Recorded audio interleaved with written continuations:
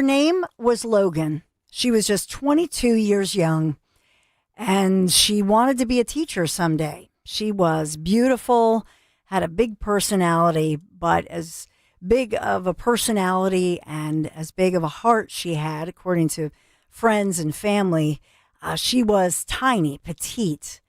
And, it's unthinkable to me as a parent with my son's in his early, he's 21, and my oldest son. I cannot imagine the grief that the Federico family, the grief and shock that they've been enduring after their beautiful daughter, Logan, was murdered. She was just visiting another friend in South Carolina at her college. She's from North Carolina.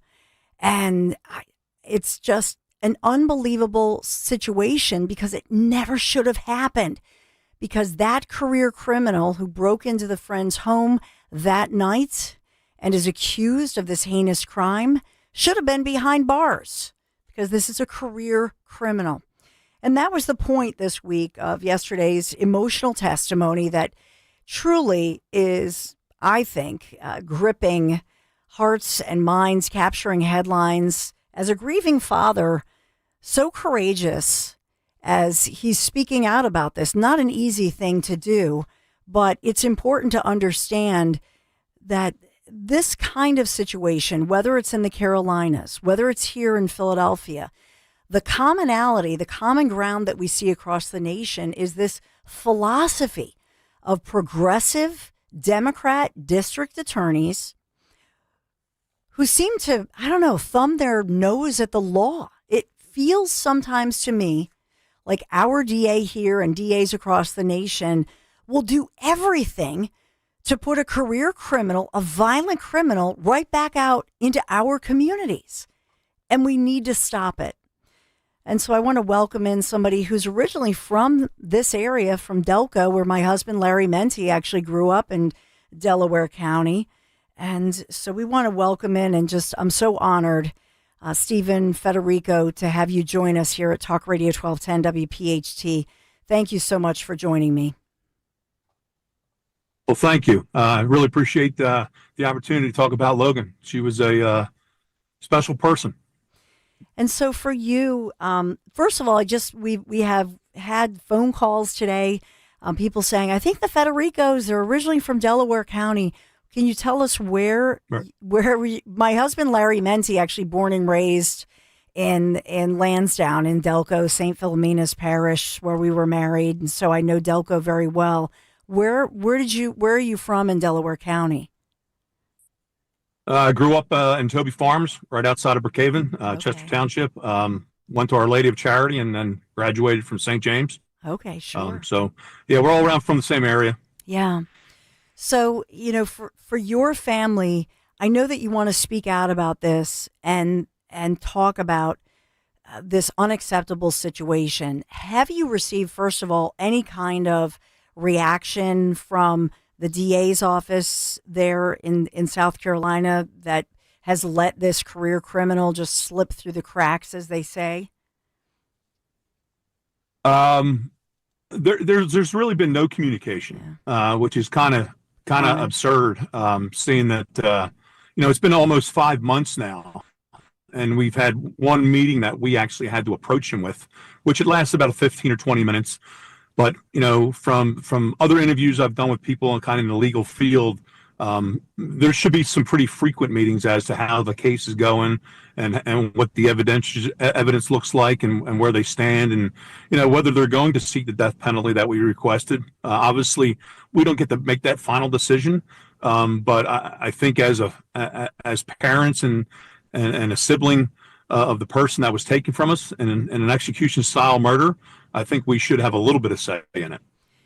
Yeah, and this is an issue, and it's, again, common ground. We had victims' families here, for example, in Philadelphia, go to Harrisburg and lobbied against our district attorney, Larry Krasner.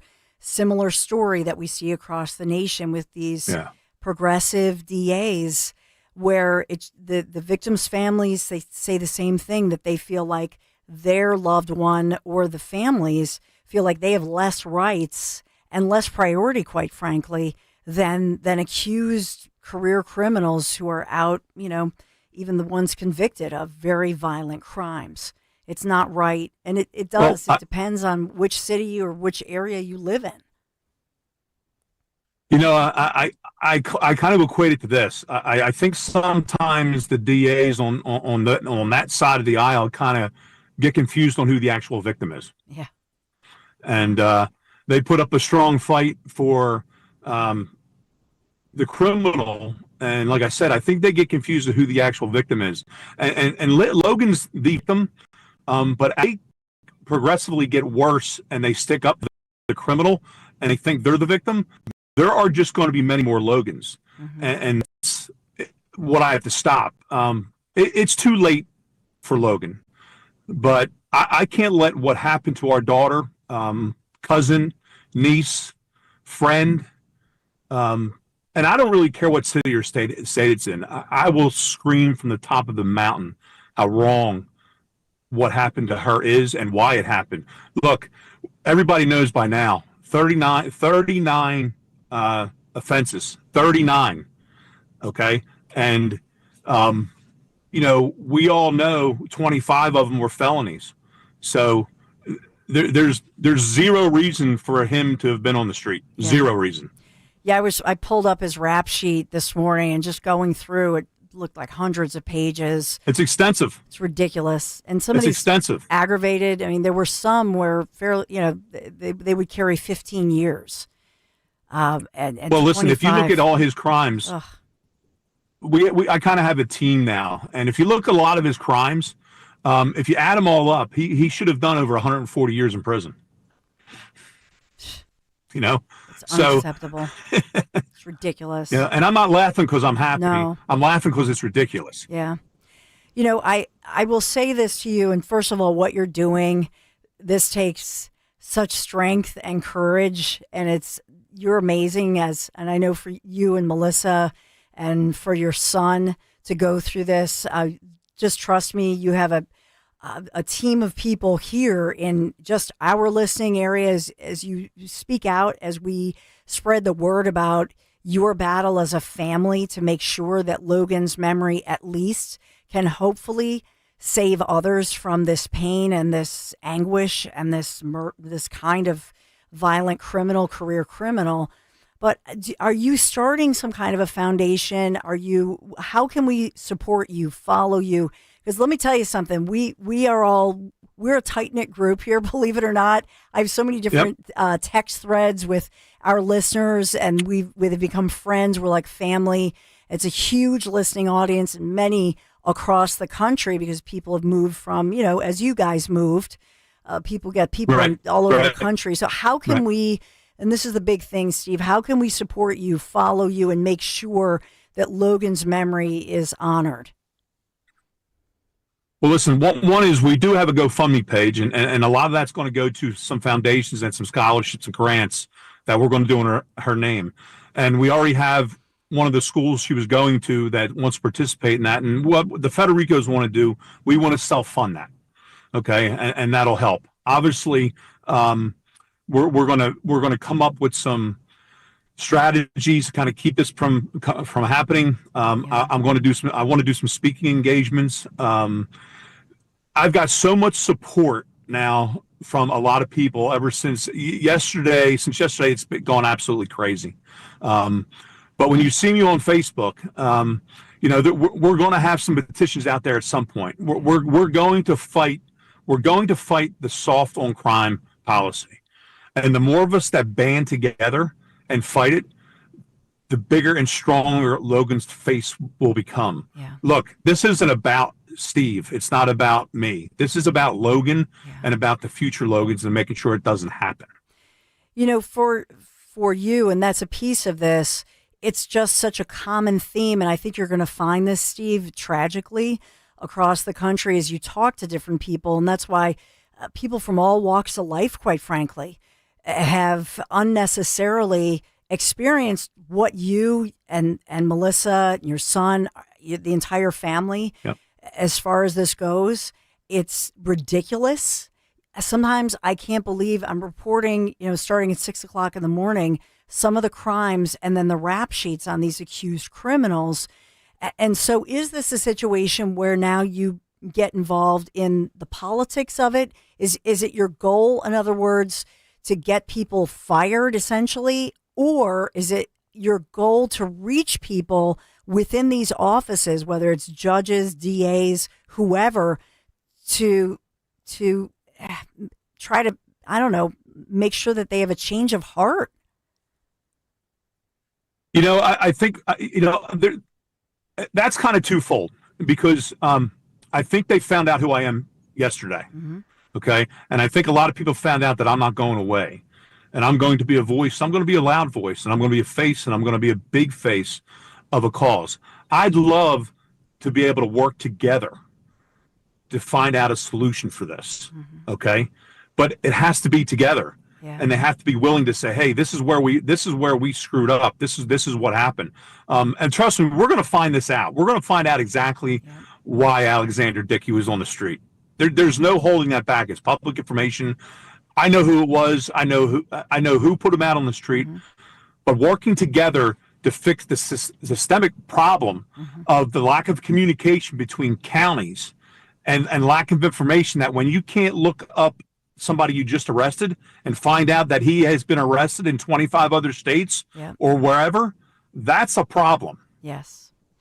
Yeah. When you have information and you're a judge and you're sentencing someone and you don't know the entire background of that criminal that's sitting in front of you, and you let him off with a slap on the wrist because you didn't know that he committed 38 other crimes, that's a problem. Yes. And a part of one of the reasons I can tell you, just covering crime in my career, is that these criminals, once they see that they're going to be let out early and they see this culture of crime, then they figure they actually get bolder with each and every crime. And so that leads me to my next question.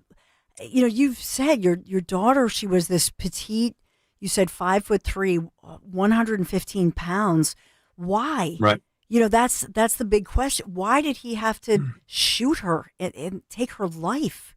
Well, here's the biggest question. Okay. Listen, people make personal choices. Criminals make personal choices. They know how to work the system. They know that they're not going to do any time. And that's what everybody's kind of losing the track of. He made a personal choice to pull my daughter out of bed. Yeah. Naked, and put her on her knees with her hands up over her head and beg for her life. He made that choice, and he should be the one that has to die for that choice. Period. Yeah. He's in jail now. You remember 3 strike rules? Yes. So when did it change to 40? Because nobody told me. No, it's not acceptable, and we have to change, so much of this, but we do need Logan's Law. And I wish it were a federal law. I'm not usually somebody that's for. Well, that's what we're shooting for. Yeah, it should be a federal Logan's Law. This is what you and your family are experiencing. I don't even know how to say any words as a parent. What you're going through, but to turn that into an energy, Steve, where you're now focused on something like a Logan's Law to save other, young people and other people. It's amazing to you that you're able to lean into this and help others. You know what? If I could say one more thing, if I have time, sure. I will tell you this. I dabble in the politics a little bit. I am who I am, but I would tell you this: the support that I've gotten from some of the politicians is absolutely tremendous. A lot could walk away. A lot couldn't have stepped up, but there has been a lot that have stepped up. There's one major network that has stepped up that I've been all over the news, but there are politicians out there that care. Trust me. Good. And I'm finding out who they are. And I vow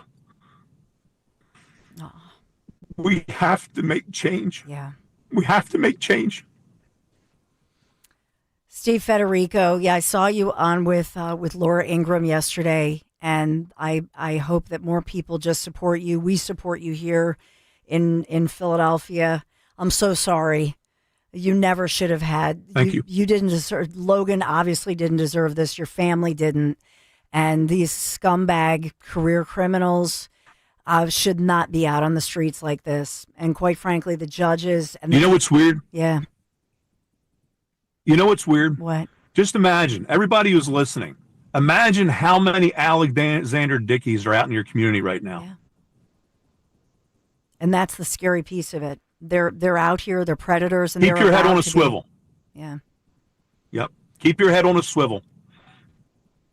Steve Federico, thank you so much. I hope that we can keep in touch. We want to follow you, support you in every way. God bless you. Thank you so much. Absolutely. Yeah. Thank you for having me. I really appreciate you helping me get Logan's story out there. Thank you. You can count on us. Have a great day. You too, Steve. Thank you.